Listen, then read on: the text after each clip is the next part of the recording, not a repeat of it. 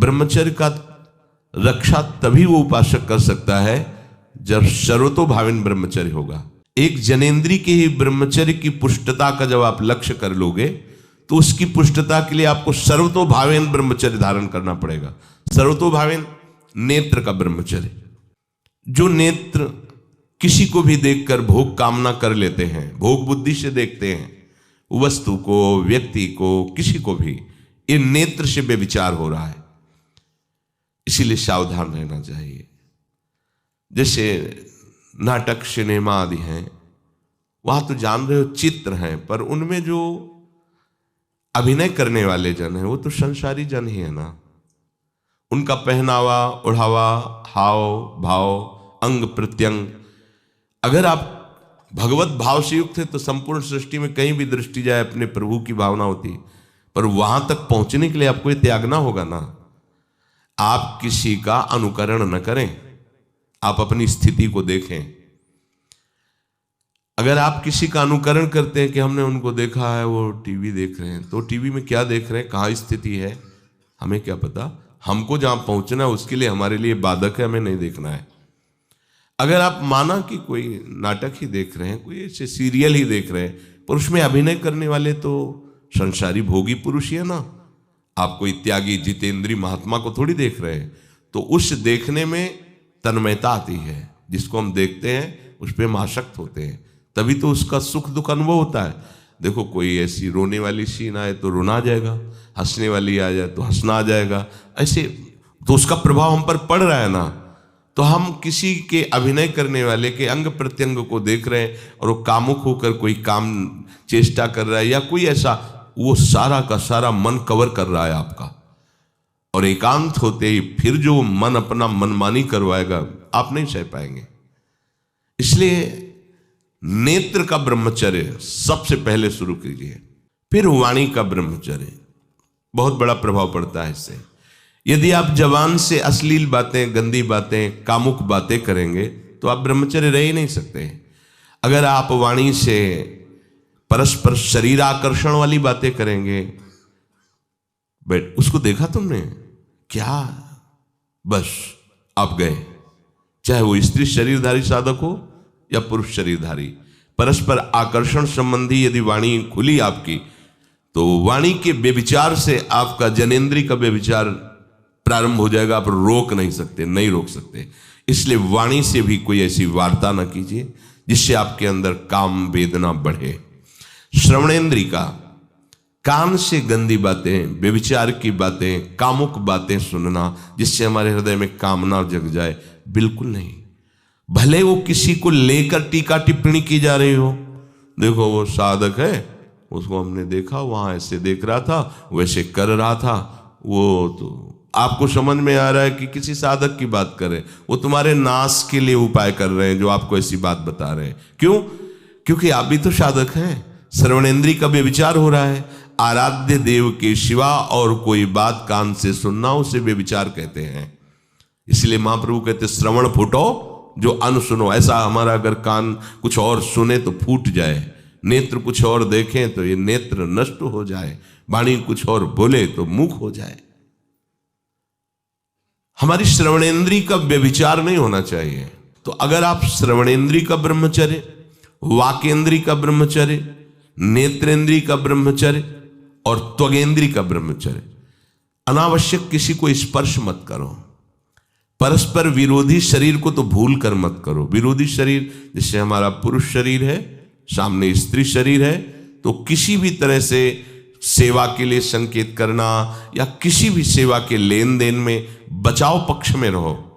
यहां रख दीजिए सामान, फिर आप उठा लीजिए। सीधे हाथ में सामान लेना नहीं, सीधे हाथ में सामान देना नहीं, जमीन में रख दीजिए। बहुत पवित्र है तो आप कुर्सी पे जो भी आसन उसका हाथ में लेने का नहीं। परस्पर विरोधी भाव वाले शरीरों का स्पर्श बिल्कुल निषेध है। किसी की भी अगर सेवा करने का सौभाग्य मिले फिर उसमें ये प्रश्न नहीं उठता। अगर कोई गिरा पड़ा है, भला ऐसी स्थिति में कि मुझे अत्यंत आवश्यक है उसे उठाना, अगर नहीं उठाते तो वो कष्ट पा रहा, अचानक कोई गिर जाए, फिर हम ये नहीं देखेंगे, फिर ये हम सूत्र नहीं स्वीकार करेंगे कि अब हम तो ब्रह्मचारी हैं, अब हम खड़े खड़े देख, नहीं, उसको अत्यंत आवश्यकता है हमारी। अब उस समय हम भूल गए अपने आप को, और उसको उठा करके अगर हमें अस्पताल ले जाना, अस्पताल ले जाएंगे, जरूरत है हम उसकी सेवा करेंगे। सावधान, वो भगवत भाव से की हुई सेवा तुम्हारे अंदर आध्यात्मिक शक्ति पैदा करेगी, काम भावना नहीं पैदा करेगी। हमारी माँ बीमार हो और हमें उसे पता चला कि शौच कर दिया है, हमें शौचाना पड़े, हमें उसका मल धोना पड़े, तो क्या हमें काम जागृत हो जाएगा? क्या मेरी माँ है, हमारी बुद्धि कभी ऐसी नहीं होगी। आपका पिता है, आप लड़की हो, कोई दूसरा रह नहीं गया और वो बीमार है, आपको ऐसी क्या काम जागृत हो जाएगा? क्या अगर ऐसी सेवा में काम जागृत होता तो कोई नर्स ही अस्पताल में नहीं होती। हर सेवा उसको करनी होती है, नर्स को, चाहे वो स्त्री शरीर हो चाहे पुरुष शरीर हो, परस्पर विरोधी शरीरों की सेवा, पर कहीं काम थोड़ी जागृत होता है, क्योंकि उसको अपने सेवा धर्म से मतलब है। फिर आता है अंतःकरण का ब्रह्मचर्य। हमारा मन काम की तरफ तभी जाता है जब उसको निज सुख नहीं मिलता। ध्यान रखना, सृष्टि में जितने भी दुर्गुण दुराचार होते हैं उनमें दो प्रधान होते हैं, एक काम भोग और एक धन, और सब छोटी मोटी बातें हैं। प्रायः जितने भी हिंसा होंगी, जितनी भी भयानक घटनाएं होंगी, भयानक युद्ध होगा, उन दो में अंतर्गत ही होगा, दो के अंतर्गत ही होगा, या उसका कहीं ना कहीं काम से संबंध, स्त्री संबंध से या धन संबंध से है। चाहे जो भी घटना हो उसको देख लेना, प्रधानता दो में ही होगा, कंचन और कामिनी। देखो, अपने लोग उपासक हैं, हम जहां जहां आसक्त हो रहे हैं उसमें हमारे मन का केवल भ्रम है। शरीर के द्वारों में कहीं सुख है, घृणित द्वारों में कहीं सुख है।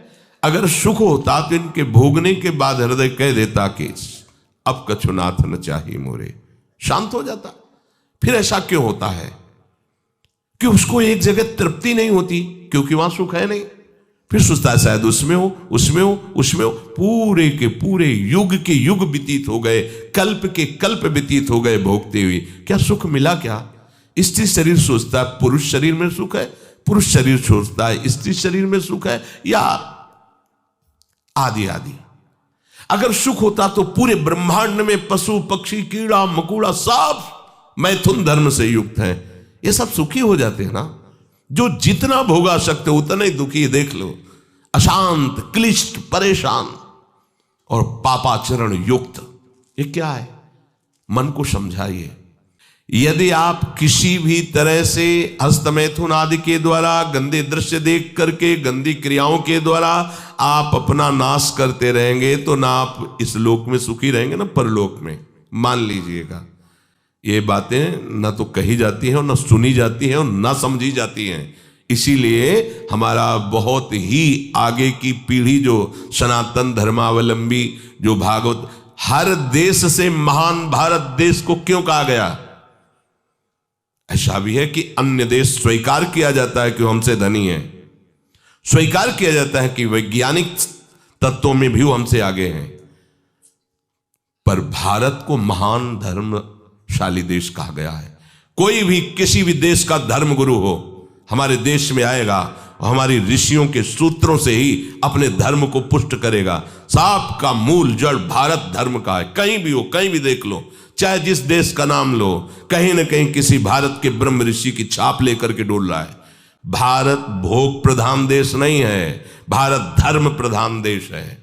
यहां धर्म गुरुओं के द्वारा धर्म स्थापना करके चलाया जाता है। यहां आज जो हम समझ रहे हैं कि बाहरी परिपाटी हमारे भारत में आ जाए तो भारत आधुनिक और सर्वश्रेष्ठ देश माना जाएगा, कभी नहीं। भारत अपनी परिपाटी से चलता है, तब सब देशों के ऊपर राज्य करता है।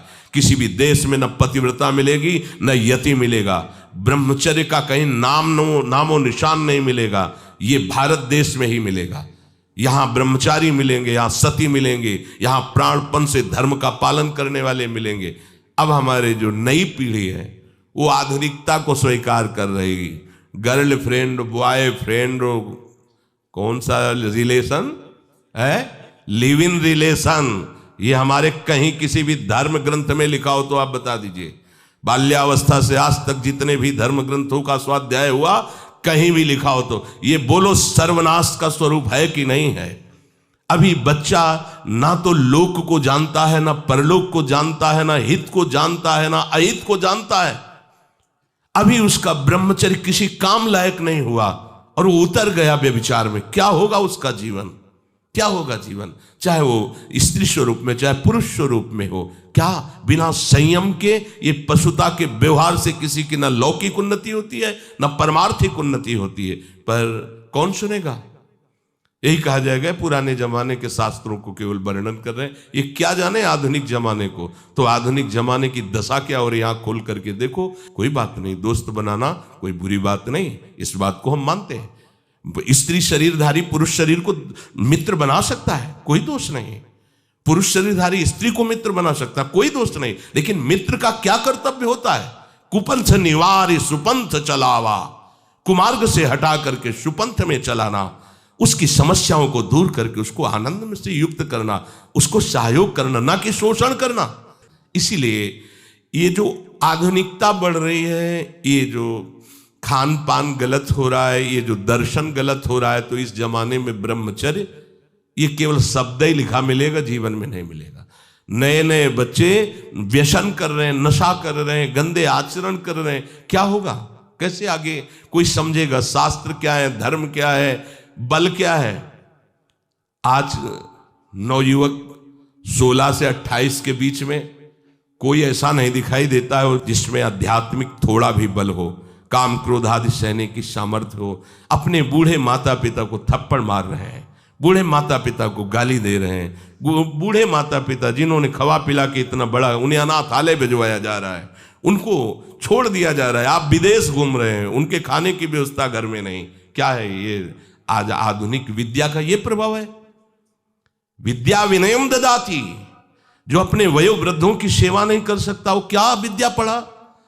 जो दूसरों की रक्षा नहीं कर सकता क्या विद्या पढ़ा। क्या विद्या का यही स्वरूप है दूसरे का शोषण करना। क्या विद्या का यही स्वरूप है कि शराब पीना, ड्रग्स का ये नशा करना, ये क्या विद्या सिखाती है।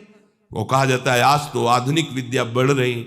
मुझे लगता है संयम में रहना ही विद्या का वास्तविक स्वरूप है। अपने इंद्रियों को संयम में रखना, अपने को संयम में रखना, बुजुर्गों का, गुरुजनों का, शास्त्र का, भगवान का भय रखना हृदय में।